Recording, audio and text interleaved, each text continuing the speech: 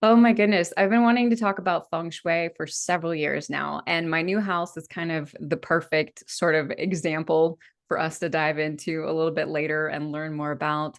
But Feng Shui is one of those things that when I first started learning about it years ago, and I don't know a ton about it, I've read magazine articles about it and definitely like took a deep dive when I first started hearing about it and really learning about it through podcasts and switching things around in my home. But I've been wanting to geek out on it for so long. So I'm thrilled to have you here today. I think it's so serendipitous that, I got to work with you through the Akashic Records back when you were in real estate. And then you've like transitioned into this beautiful new offering and lifestyle and direction for yourself. I think one of the first places that I really want to start is what is feng shui? I think most people kind of have a bit of an idea of what it is, but I definitely want to lay some foundational work here before we dive too much into this conversation. So, how would you describe feng shui? How I would describe feng shui is it's the philosophy of science and art that's been around for thousands of years that connects people heaven to earth, seeking a balance in all of our environments. It's what I believe it is. I also believe it is the massive impact that items have on our lives and how they are used in our home. Yeah. Yeah, for me, ever since I was a kid, I have been really particular about my space and what is in my space. I'm someone who really likes a lot of space. I don't like a lot of clutter in my home. I'm very, again, just particular about how things are set up and laid out because I definitely believe that, as we've talked about a lot on this podcast, everything is energy. And if I have something in my home, I really want it to be something that I want to be in my home. My partner gives me a hard time because I love purging. I usually purge my house at least twice a year, when the seasons are changing and get rid of clothes I don't like anymore, get rid of things we don't need anymore. And sometimes I can kind of go overboard, but I believe that it's so important for us to be really particular and I should say more intentional about the way that we set up our homes. Yes, because items, all like you just said, everything has energy. And what we keep in our homes, and for many of us, we keep too much because as a realtor, when I sold houses for years, people had storage units that they never visited, full of stuff. And we are collecting society. We are materialistic and we stuff means stuff, something to us. But when we live in our homes full of it, it doesn't support us. We only want items that hold high vibration to us, that actually, when you look at those items, they light you up, whatever that is. I don't care if it's a kitchen strainer and it makes you excited, then that belongs in your house. But if it's your grandmother's desk, and I'll just use my own example, I had my grandmother's desk in my house. I never met my grandmother. I looked at it, it meant nothing to me. I asked my brother if he wanted it when I was moving, and he said, "What side of the family?" I said, that'd be mom's. Like, yeah, I don't like that energy either. And so off it went to Facebook Marketplace. That energy did not hold anything for my brother, for me, or anything. Why would I keep something? Why am I bringing something energetically with me that doesn't support me and light me up and bring the vibration of my home up?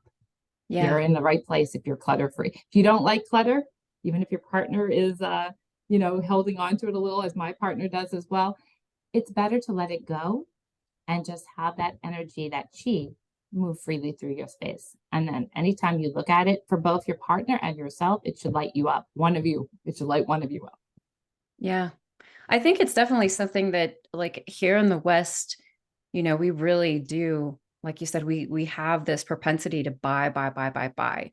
Every time I like when I go to New York City or when I go to a lot of these places, I feel like they're just glorified shopping malls. It's like everything in our society is so much geared towards buying and oh, you need this and you want this and this will make your life easier here. And I don't want to like, I mean, there's nothing wrong with, spending money or purchasing things and having material items whatsoever. But I just feel like there's this excess. And to me, it's very indicative of something of that we're trying to fill, right? That hole that we're trying to fill within us. Of course, the spiritual approach is directly what I go to. We're trying to find that happiness and things. We're trying to find a contentment. We're trying to, versus like, oh, I came across this mirror and it is absolutely gorgeous and I must have it in my home. Two such completely different things, right? How much of this did you see in your work when you were in real estate and really going in and out of homes all the time? A lot. And it also will reflect in the person. So if you walk into a house that's a hot mess, the lives are usually going to be chaotic. And I'm not going to sugarcoat that people have busy lives and have children and careers and all of that. And then I believe a lot of people will substitute that busy life for more things. If we have more, we're going to be happier because we don't have time to slow down. Yeah. And so I saw a lot of chaos, a lot of clutter, a lot of hoarding. With women, see lots of clothes. I mean, I love clothes, but like, I mean, 12 closets full of clothes packed to the brim and don't even know you own it. So it's like, and it's in Feng Shui, it's like, what are you hiding? What are you hiding behind those closets? It's usually Mm. emotions. Yeah, there's usually, when we have stuff, it's usually emotionally protecting us. It's keeping us, we feel safe with stuff. But the opposite is usually true. We are going to actually feel more supported with less stuff and stuff that really surrounds us that makes you happy.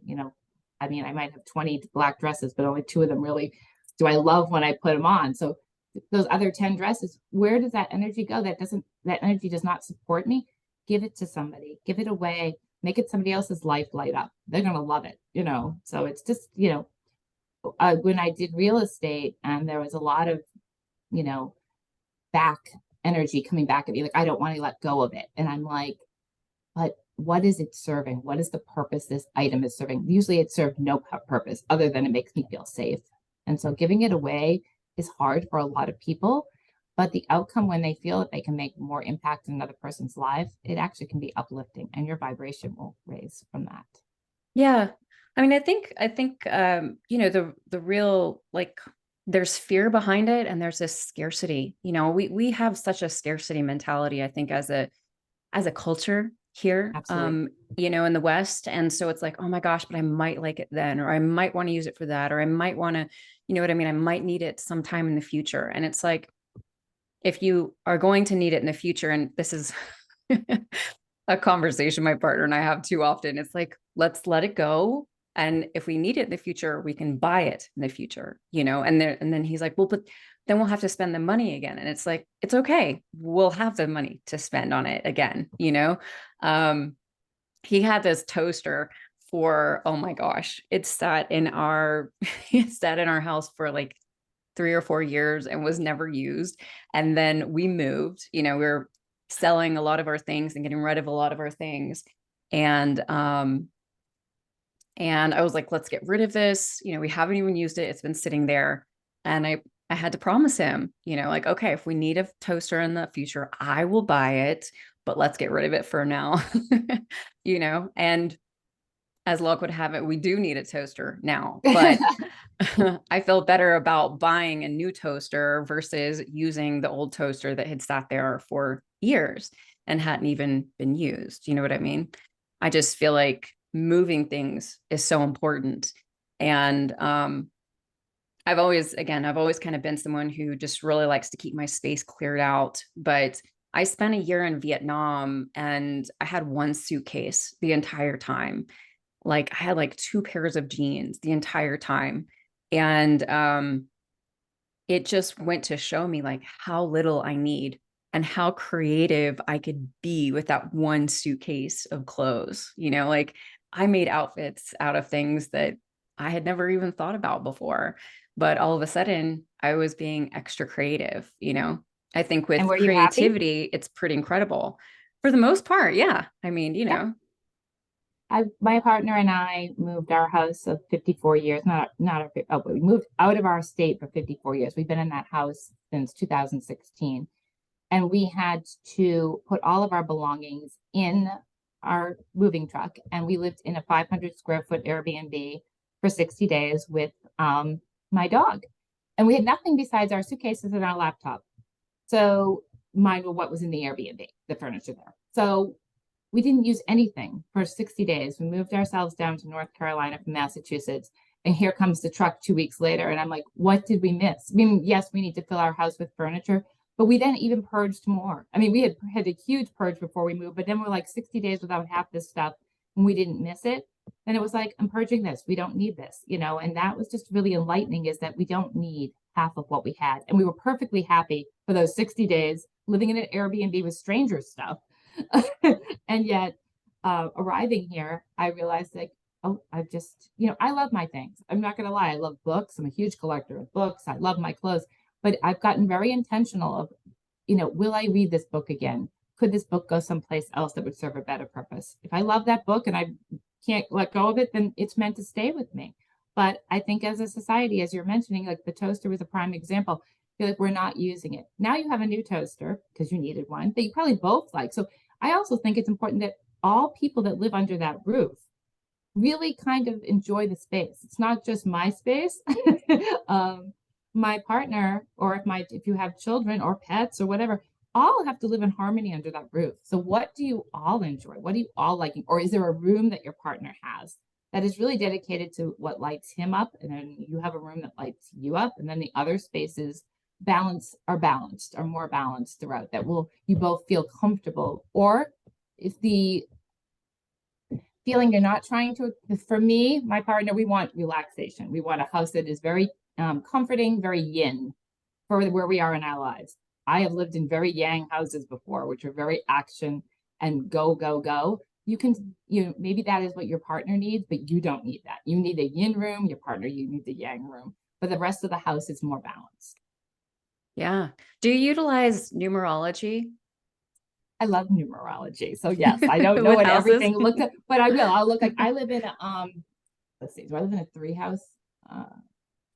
Yeah, I live in a three house. Yay. I love three Yeah, houses. yeah, so I live in a three house, and I've lived in a two house.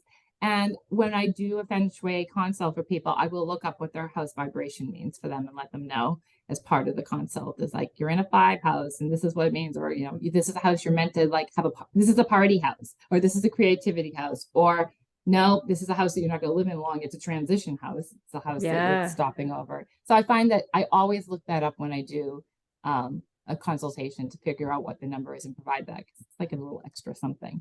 Oh yeah. I've paid attention to like houses numerology since I was young.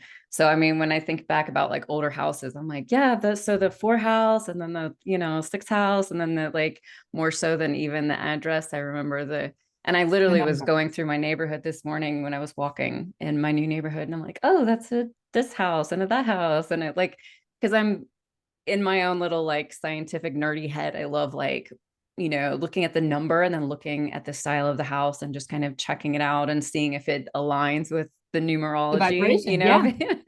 Yeah. Yeah. There's a um vibration to everything. Absolutely. So I'd love to kind of, I'm curious, so the Bagua map. The Mm-hmm. Bagua map, for folks who are unfamiliar with the Bagua map, you can literally jump onto Google and just search for Bagua. It's Bagua map, and you'll be able to check out what it is that we're talking about. But I'd love for you to kind of explain the Bagua map to us. So the Bagua map has nine, it's like a diagram, looks like a square, it has nine components. So the house is sectioned off into nine different areas called guas, making up a Bagua map. And each section of that home is going to represent something. And it's going to be, so let's just say, well, let me start this way. You're going to line up in holistic Feng Shui, which is what I practice. You're going to line up the Bagua map by the front door. All of the energy comes in through the front door. That is the mouth of the chi of your house. That's where all the chi comes in. So again, we want to make sure that's clean and clutter free, because in comes the chi into your house through the front door. That's where you line up the map. So most of the people, when you line up your map, it's going to be your career Bagua when you walk in the front door. And then the map is not always going to look perfect, as I know that Hannah knows, is that sometimes you're like, I'm missing a section. We can help, we can do things there. But for example, your career is when you walk through the door in a traditional home, when you line it up, or if you're in an apartment, where you enter your apartment or your room, you can Feng Shui a room, you can Feng Shui your desktop, you can Feng Shui a house. You don't have to just Feng Shui the entire house. It can be just your room if you're just living in a room or a studio. So Yeah, so that, just yeah. real quick, just to clarify. So like, if I wanted to really focus on, you know, working the feng shui in like a particular room, then I can like apply the Bagua map to just a room. Absolutely. And a lot of people, like, so just let's say wealth, because everyone always is like, oh, I want wealth and abundance is something important to you or to somebody listening. You can feng shui your whole first floor and second floor for your wealth corner. Or you can do that, and then you can actually go to every room and do the wealth corner on top of that, or just your office. You don't have to just do the entire house. It can just be a room. Some people just feng shui one room um, Hmm. with the whole map. You can lay the map on the room, and you Hmm. can lay the map on. Some people feng shui every room of their entire house, Interesting. laying a map on every room. So right now, my entire house is feng shuied, but also my office is feng shuied. And for certain, and I paid extra attention to certain areas I wish to grow. So I always tell people if you walk in the front door or your whatever you're doing room, career is in the front, and then your relationship corner is your far right, your wealth is your far left. And in between them, we're going to have other corners such as helpful people, knowledge and spirituality, children and creativity, health, family, and fame. And those are going to make up the 9 components, and they're all in different guas all over your house, room, desktop, whatever you want to feng shui. Does not have to be limited to your whole house because some people just live in a studio. We're just going to do one room. Yeah, interesting. Okay, so for a room, like let's say you Mhm. walk into a room and Yep. it's a room where the door is like on the far left. Yep. Then You're going to what lay the map happens to that way. those right quadrants or the left quadrants that would normally be there in a typical square? You would still lay the map. They're all going to be that. Well, if you're missing a gua, so let's just use it, whether it's a room or a house, you're going to look to do the outside. So you missing guas, you're going to actually like compensate. Either you're going to, so let's, the room, if I'm missing the gua in the room, you can either use a mirror against the wall to reflect the energy back in, or you can use the other, if you, yeah, I would use a mirror to reflect the energy back in. If it's a house and you're missing the gua, you can actually use the outside. So somehow you can use the outside in. Maybe in the missing room, there's a way that we can reflect that gua back in using a mirror. But if it's a house, if I'm missing the gua, let's say relationship gua, it's gone off of my house layout, but I have an outdoor section right outside. You could use that, say it was a patio, and you could that is an extension of that gua. That is becomes your gua. You're going to bring in that patio and make that your relationship gua by putting out maybe 2 chairs or a table with 2 chairs. You could bring in plants, or some fire element. If it was relationship, you could put something beautiful outside of your relationship gua. Like I'm looking out my window and I've got this beautiful red bird feeder that brings in love. You know what I mean? You're bringing the outside in. I think if you're missing it from a room, you're going to want to reflect the energy back in with intention. You're probably just going to have to use intention at that point. And intention is, to me, 50% of feng shui. Without intention, it doesn't work because I could feng shui your entire house and put everything in those corners or rooms or guas, and you could look at me and say, well, nothing's changed because you don't believe it. You have to literally envision what you want to happen. It is the intention and the energy behind the movement of the objects.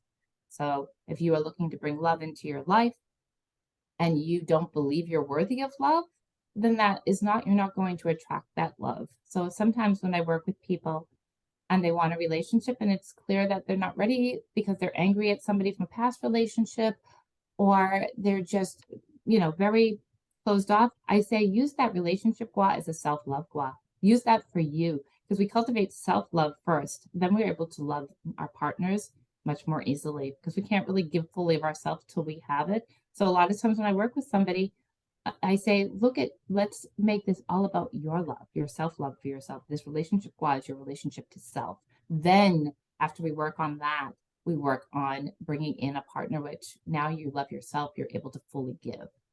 So I really think if we have a missing gua, it's also about intention. What is the intention of that gua that we're missing, and bring it in through a mirror with looking in that mirror and setting that intention. So it mirrors back to you. So mirrors are a big subject in feng Mm-hmm. shui. And I Mm-hmm. am such a fan of mirrors because I need a lot of light in my space. I really Yep. like light. And I learned at a young age, because I couldn't always get the brightest, airiest apartments, that I could use mirrors to bring in a lot of light. So I'd love to know. So you're kind of talking about adding on, a component of a house that wouldn't be there with a mirror. But I've heard that mirrors on your outside walls are negative because they bring in energy from outside. What's your thoughts on that? It depends. Mirrors are great in Feng Shui for a lot of things. Mirrors amplify. Whatever image a mirror has reflected back at it is amplified into your energetic space. So when I think of Feng Shui, whatever your mirror, look at your mirrors. What is it mirroring? Make sure it's something you want to expand. So I use it for expansion.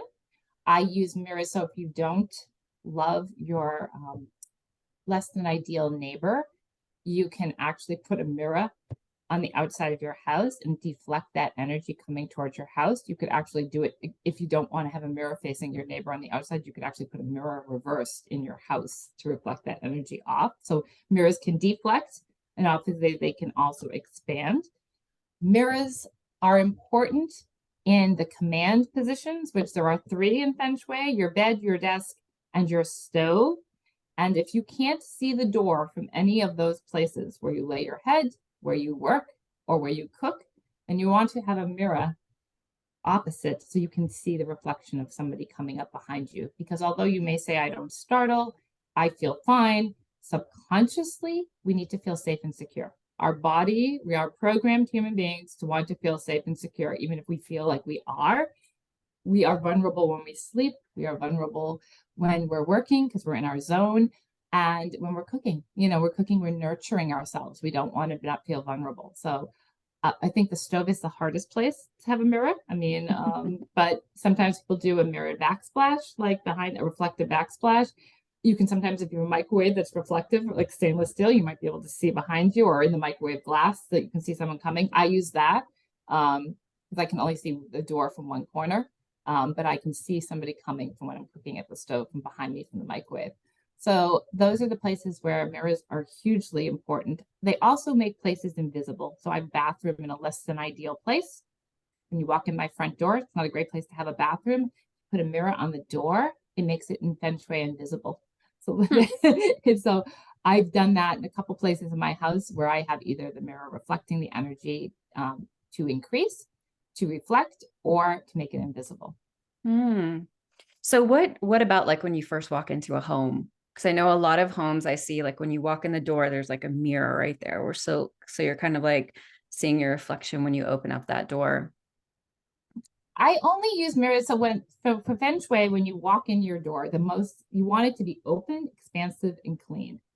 If you have a mirror, I wouldn't have it right there reflecting at you. I have a mirror to the side. So it's like when you walk in, you can see right through. That's a problem sometimes because if you live in a house like me, the energy, when you walk in my front door, you can see out my backyard because it's all mirrors. It's all windows. So the energy runs right out. It runs right through my house. So that's where I have a mirror above my windows that reflects the energy back. So it slows the energy down. So it doesn't go rushing through my house. So I would not have a mirror when you walk right in. I'd have a mirror to the side. But when you walk into the house, depending on the setup, it should just be, the energy should just flow. You don't want the energy running. If a mirror is facing you when you walk in, the energy is going back out. You don't want it to go right back out as soon as you walk in. You want to actually welcome the energy into your home. Just flow it right in. And I can't stress enough to people, like, keep that clean, clutter-free, wash your front door. Like, in Feng Shui, it is all about being clean, like, and because that is the cleanliness raises the vibration in the home as well. So I wouldn't do a mirror when you walk into the house. That would just, to me, deflect it right back out the door. I do see a lot of times with people, older style homes, you walk in, there's a set of stairs going right up, and the energy is like, then people put a mirror at the top of the stairs to reflect the energy so it doesn't go right up. So it actually goes back into the house. So it's all about placement of, you don't want it running out the doors. You don't want it running down up the stairs. You want to keep it in the home and circulating through. And in regards to shape of mirrors, I would assume that like circles are more yin and squares are more yang. And yep. Circles. So whenever you want more yin energy, more receptive energy, you're going to do circles. And I always say to people that if you can have a round or oval shaped dining room table, because it is round and everyone is inclusive and it invites conversation and no one's sitting at the head, no one's in charge. Mm. We're all, it's a flow. So anytime you want, and I usually think of, family dinners or dinners with your partner or entertaining, you want that warmth, you want that receptivity, you want that conversation to flow. You don't want to feel like somebody like, oh, you're in charge, and everyone else is just looking at that one person at the head of the table. So for me, I'm all about bringing it in and creating that kind of environment. If you're looking for a very authoritative environment or you want to be the head, then yes, get that long table, sit at the head, and that's going to be that yang energy you're bringing into a room. Nice, nice. So in regards to the different areas of the Bagua map, the different Mhm. places within your home, do you think that there's one that's like most important to really focus on, or what are your thoughts? It's funny. I think it's different for every single person. So I always like using real life scenarios. As I had somebody reach out to me that she asked me to feng shui her daughter's room because her daughter is going for a really tough emotional breakup. And I was Mm, like, but your daughter isn't asking for it. So then how, me feng shuiing your daughter's room isn't going to be the most healing for your daughter. She has to want this. It's again intention. So we talked at length about her and how she was struggling with her daughter. And I said, okay, either use your children and creativity gua, which is on it's the middle of your house on the right hand side, or your family, which is going to be the opposite side. So they usually are hand in hand. Children and creativity far right, family far left. It will be the same with fame up top and career down the bottom. They always sort of go together. So I said, take a beautiful picture where you and your daughter are together that you just love. When you see that picture, you're just love just pours out of you. Then put that in either your children's gua or your family gua, and then put a candle there, and then go meditate every morning and just send your daughter pure love. Just because that's all you can do as a human being is you send her love. And she wrote me a week later, and she's like, "What a shift! Like just what a shift! A beautiful shift." She's like, "We're no longer fighting. We're taking walks together. We're talking about relationships." So for that person, children and creativity or family. For someone starting out a business, they might be like, I know what my business is and my career was all ramped up, but I'm having zero traction. Like, no, my website's up, I'm on Facebook and no one's writing to me or no one's reaching out. Well, where's your fame? Fame is in the back center. Let's zhuzh up your fame gua because that's how the world sees you. You might be a writer and that's your career, but how does the world see that writer? So then you're going to use that area, which is fire, fame is fire. So you're going to light that up with some candles and, some red and in that really I even said to you earlier before we got on this podcast is that I just was doing fame a few weeks ago and hello, I got 2 podcasts to be on. I started an event and it got good traction. And I'm like, hello, I just did my fame wow over and really set a lot of intention of what I wanted. Lots of people come for wealth. Wealth is always going to be a big one, but I always say define wealth. You know, I will say again that I had a client, purple is a wealth color. She put a big chunk of amethyst and it was in her bathroom, which is not a great place to have your wealth corner. So she put a big chunk of purple amethyst in her shower and within a day was able to get 2 Airbnb big bookings. She was able to have some settlements that she got class action settlements. And she was like, that money just came in just from putting, overnight. It was not planned money, just showed up. So, wealth is big, relationships are always big. And I love relationships and the helpful people because I believe that you can do self-love and then that can turn into relationship. And helpful people, at least for me, when you move, and I know that you're experiencing this, you don't know who anybody is, who the people are, where to get your hair done, where to eat out. Helpful people, ask for helpful, do your guap to helpful people. Those people start coming out of the woodwork. And I also say when people are well, I don't need helpful people, and I'm not going to travel. I'm like, we all could be better at receiving help. So if Yeah. you're well, I don't need any helpful people. If that gua means nothing to me, I'm like, are you good at receiving help? Are you good at asking for help? And then when it comes, being actually open to it, work on that there. Because I like how Feng Shui can be about you before it has to be work on yourself, and then use it as an extension to then move into a different part of your life. Like, oh, I actually need helpful people.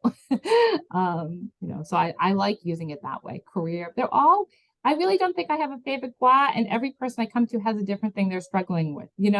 I need to learn, like I have no time to go to college. Let's like zhuzh up your knowledge gua, because maybe that will find time for you put books you want to study in there, all the things you want to learn, put that in your knowledge career, your spirituality gua, and let's see what happens. Like maybe that time is going to come in, or maybe you'll find a different way of learning than you thought you had to learn. Maybe that person comes into your life that just becomes your mentor and you don't need to go to a strict school. So I don't know. I really love using it for yourself, your family, your pets, your friends, like just encompassing everybody in that house and how these guas fall in to each person's lives.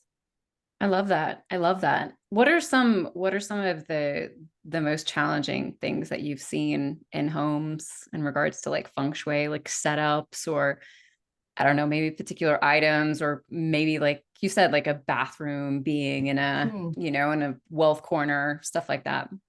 So bathrooms in a wealth corner are never going to be great, because just think of all the water. So, it's a water element, and water is in drains. So money rushing down the drain, and that's what people, we believe, is that if it's in the wealth corner, that money goes down the drain. So I have my bathroom in a wealth corner. So my husband probably thinks I'm crazy, and I run around every single day, shutting the toilet seat, shutting the door, stomping all the drains down.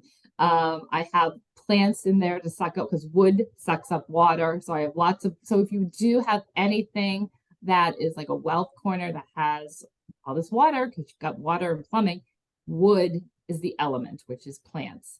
That is what you want to add in your bathroom, because it just naturally, and it's a great place for plants. Plants love humidity, steam. So put some plants in your bathroom, hang them from the ceiling. I don't care. That is going to suck up the water element there. You want to, if it's wealth, bring in some purple to your bathroom. Don't put any more blue in there. You don't need anything water, no black.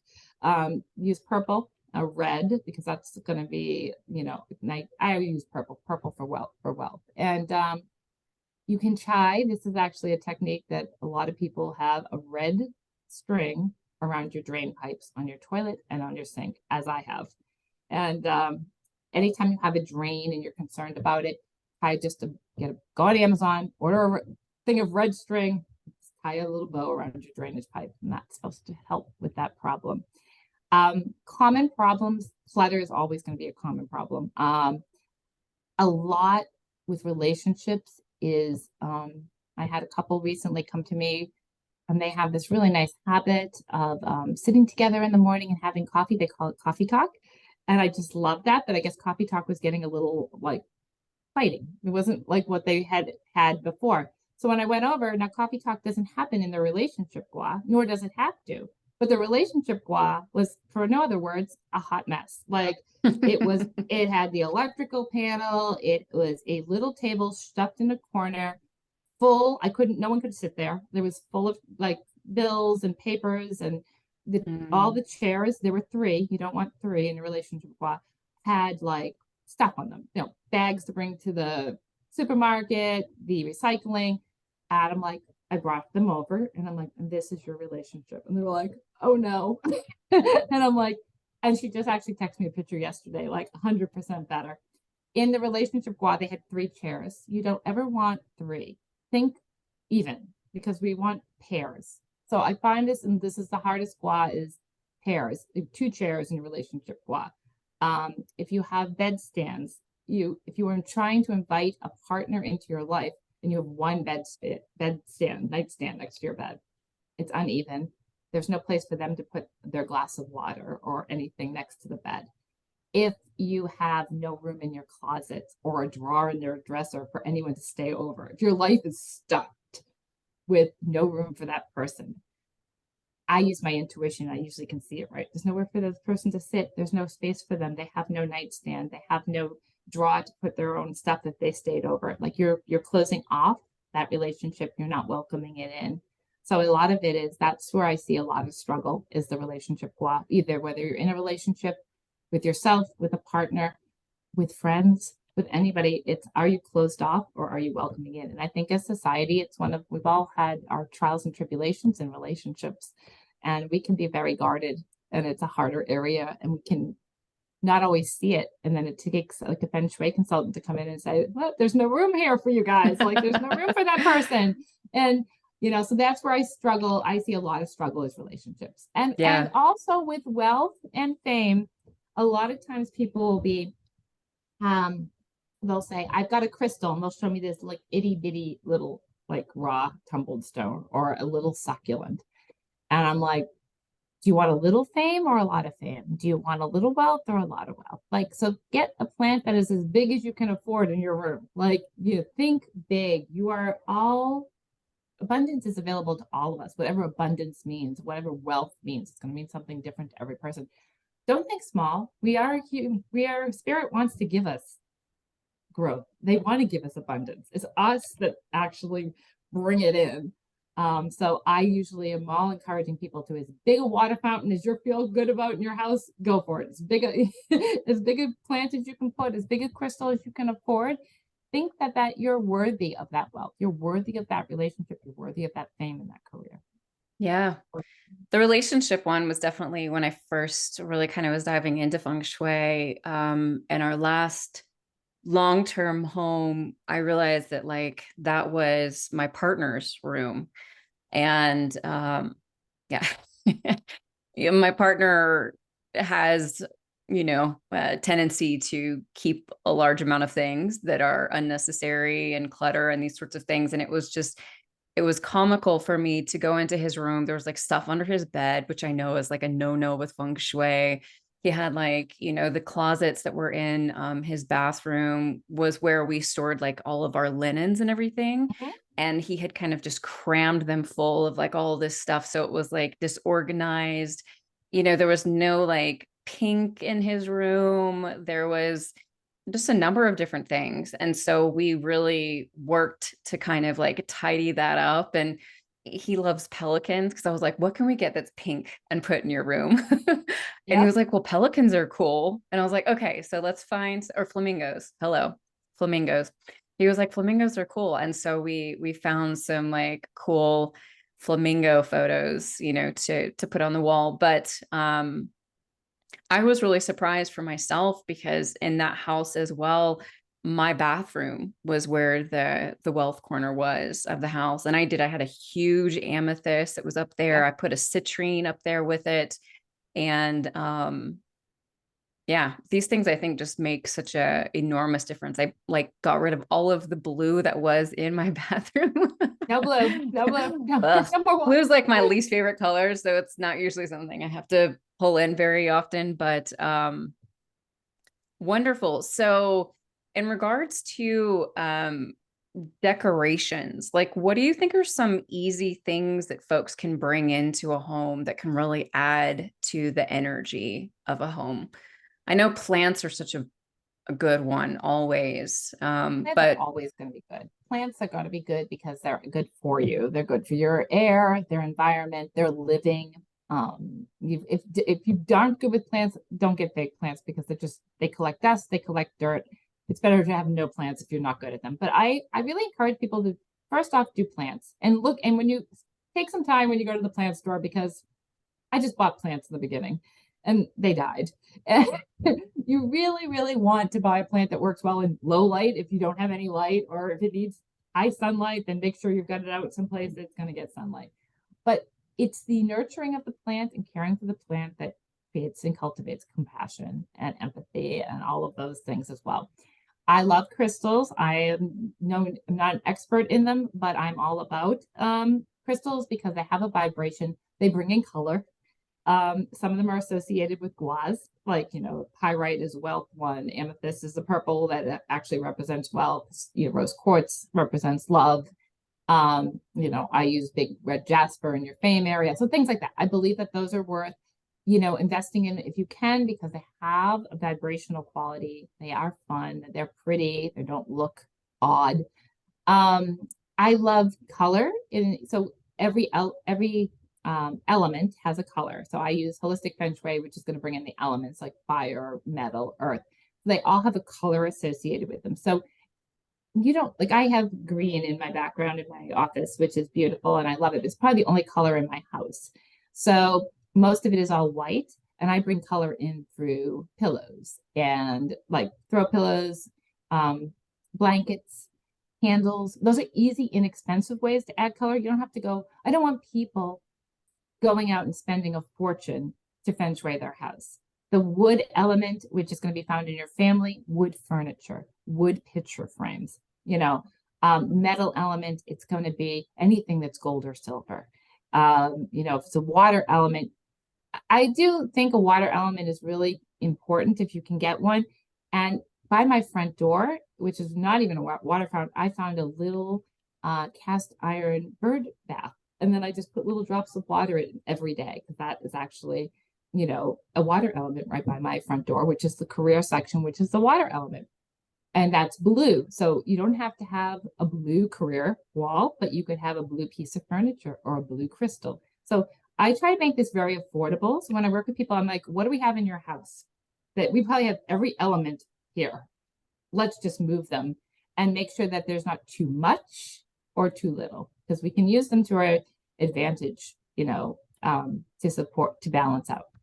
Like I just said, if you don't want any more water in your bathroom, then we're going to use wood. So it's destructive or supportive elements that balance them. I love that. I love that. So in regards to and to the elements, can you review those with us just real quickly? Yep. Wood, fire, earth, metal, and water. And then wood feeds fire, fire feeds earth, earth feeds metal, metal feeds water, water feeds wood. So that's a supportive. They all go in motion. They also can destroy each other. And I don't ever want people to think that destructive is bad, because it's not. It's the same as supporting them. Supportive elements or destructive elements. At times, we want to use a destructive element, because if we have too much water, we want to add wood. You know what I mean? We want to take the element that doesn't support it to draw out the water. So they're all good, whether you're using them in a destructive or a supportive way. And Nice. each gua has an element associated with it. So like the fame, like I said, has fire. So that's a great place to bring in red. The career has water. So think blue or water elements. And that's why I think that everybody, like triangle, also in fire is triangle. So you can get a lamp that has a base with a triangle, or, columns. Earth is column shapes. So, you can really use what you have in your home. I don't want people to have to spend a lot of money to create an environment that just feels like it supports them, that they feel they walk in that door and their house feels like a sanctuary, and that this is where they can breathe and be themselves. Yeah. One of the things that I love to do, I love your opinion on this, but one of the things that I usually do whenever I move, wherever I'm living, is I have selenite sticks on top of all of my windows and doorways coming into the home. I just feel like that really assists in keeping the energy clear, and any energy that might be coming in through windows or in through the doors. Is that something that you utilize, or what are your I thoughts on have a that? selenite stick right here on my desk. I've been known to put selenite in all the corners of rooms, Yeah, as a clearing. I love It's so. just a I've got a very big ball right there. clear quartz. Exactly, selenite clear quartz. They're just going to, but they magnify too. So if you use quartz, quartz is a magnifier. So if you use clear quartz, which is just as beautiful as selenite, just realize it magnifies things too. But selenite is just such a beautiful energy. It's such a clearing energy. I know we're not going to talk about biogeometry today, but that's another way through windows and things that you correct energy. But it's just one of those things that I love selenite, and I love anything with crystals that are healing and help prevent any negative energy coming into your house. Yeah. Yeah. Selenite for me is just one of those. I think it's probably my favorite crystal to work with because of just the high vibration of it, the Mm-hmm. ways in which it purifies. I love clear quartz too, but I'm definitely more intentional with that one. Whereas I feel It's like selenite always works. Yeah, it's like some people like with black tourmaline as it being grounding and protective. Like selenite to me is just that clear, clean, it transmutes, it really is just a balancing of really like a layer over great balancing energy in your home. So you can't go wrong with it. Selenite wands are great too. They can actually be used to activate your other crystals. So selenite is a beautiful, beautiful. I have a 7 chakra selenite on my desk right now. So I love Yeah, that. I have Yeah, I always Yeah. have tons around me. So for folks who are wanting to like jump into feng shui, because it can kind of be an overwhelming thing, where do you suggest that people start? I suggest they start with clutter is where I would always start. And now they say you don't have clutter, then it's a whole different thing. But if you have clutter, if you walk into your home and you're just overwhelmed, like start finding systems for the clutter because the clutter is always going to be there, especially if you have little kids. A lot of people are always like, I have too much mail. Okay. Unfortunately, there is this part of feng shui like clutter is not good. So what do we do with the people who are like throwing the mail on the table every day? I'm like, okay, can you grab the mail at the mailbox and walk to the recycling bin as you go through your mail and get rid of it? Sometimes that's not doable. Can you have a drop box, like a basket, pretty basket at your front door where you grab the mail and you just take in the pieces that you actually need into your house and the rest goes in the basket. And once a week you recycle the basket. If you have lots of little ones and your front door is a drop zone and everyone just comes tumbling in with their backpacks and their shoes, blah, blah, cubbies, hooks, just buy hooks at Home Depot and throw them all up. Everyone gets a hook with their name on it. Clear the clutter, donate. I'm not going to mean donate, gift, recycle, get that out. What brings you joy? Go into each room and just take a room at a time. Don't be over. This is like not a race. Like, I'm just going to go into my relationship gua, which is the area of my house that I really, I'm struggling. I'm going to look at that room and I'm going to clear it of clutter. And then we're going to surround ourselves with imagery of love and bringing in things of choose. So just starting with one room and going from there is the simplest approach. Feng Shui you'll see results. I always go back to when I was studying Feng Shui to get certified. My teacher made us, and I actually make all my clients draw their floor plan. And when you draw your floor plan, it's how you see your home. And so I drew my floor plan, and I'm digressing a little, but I think it's important is that she said to me, is all your furniture floating? And I'm like, oh no, it's against walls. And she's like, are you grounded? And I'm like, oh hell no, I'm not grounded. I'm working 90 hours a week selling real estate 7 days a week. And she's like, so your house, the way you've actually drawn your house shows you is ungrounded. Everything is floating. And I'm like, darn it. And then she asked me where I was looking, what area was I looking to improve, which is what I always ask my clients. And I said relationships. And for me, it was friendships. I was really looking to connect with like-minded people. I had outgrown a lot of relationships of going in a different direction. And she said, okay, that's your right hand corner. What is there? I go, that is the worst room of the house. That room is a hot mess. I had a light fixture that just had a light bulb in it. No, like nothing pretty. I had doors from 1970s. It was my son's old bedroom. It was painted a color I hated. And it had become like just a catchstone for everything of clutter. And I told her I wasn't willing to invest much in that room because I was moving and the house was already sold. So I really didn't want to spend money. I didn't really want to do much. And she said, can you put a picture of a time in your life where you had friends that you got you? And again, go back to and go in there every morning and look at that picture. What does that feel like? And light a candle and ask for that in your life. And 2 days later, after doing this, I did it for 2 days, the phone rang and it was a friend that I hadn't talked to since 2006 who did my wedding. And life got busy. And she goes, I don't know why, but I just had to call you today. I have no idea why. And I'm like, oh my God. And we were like two peas in a pod. I feng shuied our house since then. And she was in a spiritual track like me. And I'm like, ah. So, that's a little thing that anyone can do. You don't like the room? What can you do in that room? Can you find a picture of something you want to emulate in your life? Or let's say it's your career. Can you put a stack of books in there and just go in every day and look at that and just really envision what your life would be if that career came?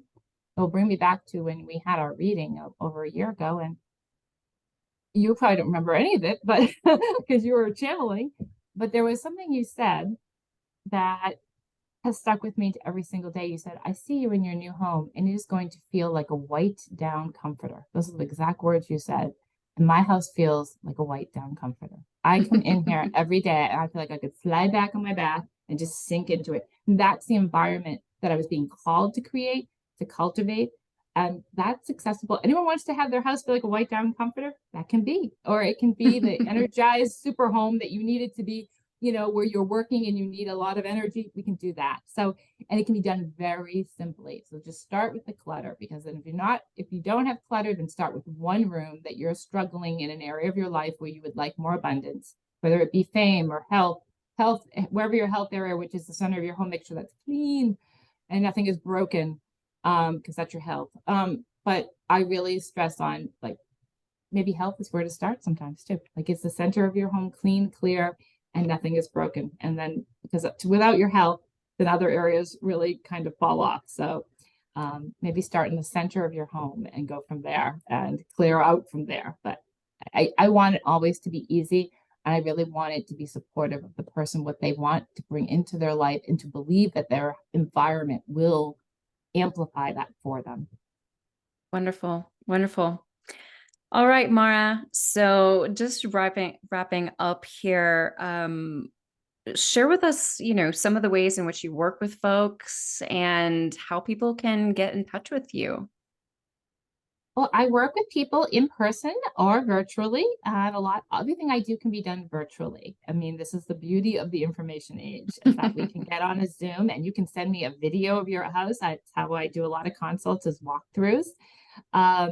So we can work with Feng Shui. We can work with Feng Shui just in a room, or we can do your whole house. We can do your yard. I also can work with people looking to buy homes or sell homes. So buying homes, if you had 5 houses that you were really thinking that you wanted to buy, I can look at the layouts for you and give you advice.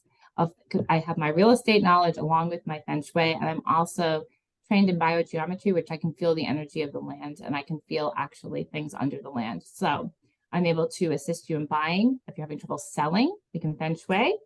As an experiment, I did this and it's going wonderfully, as I own an Airbnb. So I can work with people. If you have an investment property, I have Feng Shui and use BioGeometry, and I actually market it as a beautifully balanced bungalow for good vibes.